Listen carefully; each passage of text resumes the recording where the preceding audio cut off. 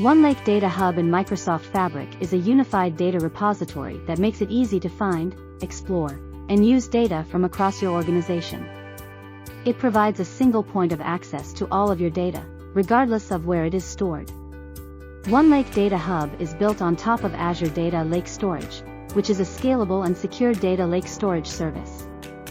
It can store large amounts of data in a variety of formats, including structured, semi-structured, and unstructured data.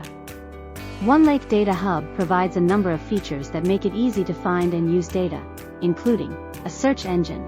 The search engine allows you to search for data by name, type, or content.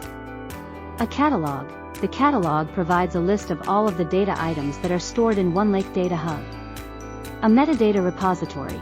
The metadata repository stores information about the data items, such as their schema, format, and location. A data lineage engine. The data lineage engine tracks the flow of data through your organization. A data quality engine. The data quality engine checks the quality of your data and identifies any potential problems.